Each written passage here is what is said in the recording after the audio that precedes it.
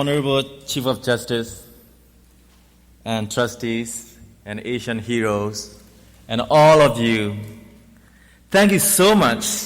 I'm so honored to receive this award, especially because brutal military dictatorship of my country like to say that human rights are a Western concept.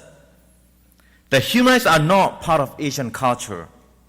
This was proof that human rights are universal. And all of us are entitled to dignity and human rights. If you look around the world, you can see so many human rights violations go hand in hand with exploitation of natural resources. This is the main focus of our organization, Earth Rights International, which combines the power of law, the power of people in defense of human rights and environment. For example, in my country, Burma, where corporations mine gold, jade, copper, uranium, and other precious resources, they do not care about protecting human rights or environment. They only care about getting the high profit. They use chemicals and processes that are outlawed in many other countries. Many of our peoples are suffering from the new disease. They are dying new ways due to the pollution caused by the mining industry in my country. I believe this is earth rights abuse. This is earth rights issue. A violation against both human rights and the environment. When U.S. corporation Unocal hire brutal military dictatorship to secure their gas pipeline, soldiers force people to get out of their village. They force them to work as a slave. They rape women and girls, torture and kill many villagers. When villagers' farms were destroyed, their forests logged and they became refugees. These were earth right abuses. This is injustice, and we have to demand for accountability. But how do we do that in a country like Burma, which is ruled by Burmese military dictatorship? It is even harder when this junta is supported by powerful U.S. corporation. What we still doing is very simple. We give tools to the people to help themselves. In the case of Unocal, the tool that we used was the law. We train villagers and community leaders from Burma how to document human rights and all the abuses. And then we took those documents and filed a lawsuit against Unocal in U.S. court.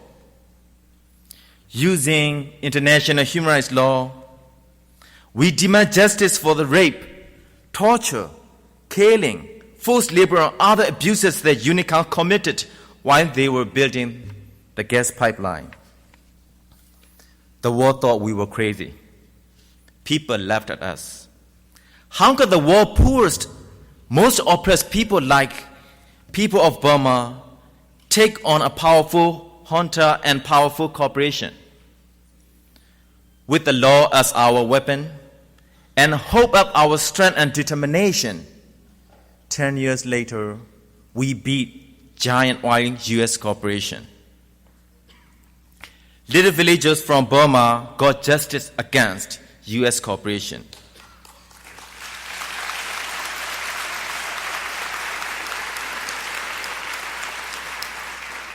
This is still our simple strategy. We train and work with emerging leaders from communities who are on the front line of destructive projects like gas pipeline, mines, dams, and other activities that our government like to call development projects.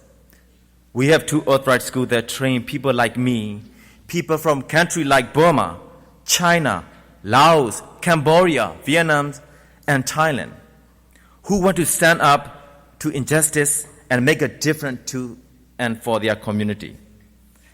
And where we use the law as one important tool to help people have non-violent solution to some very violent and destructive reality.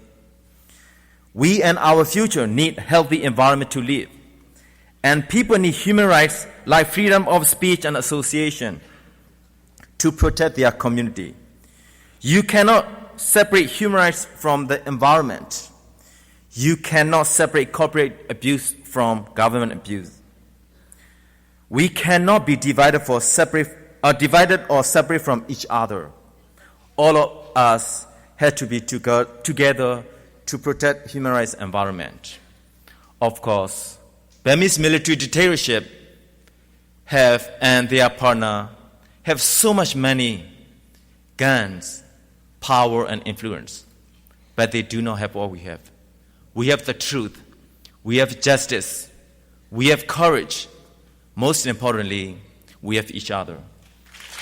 Thank you all very much.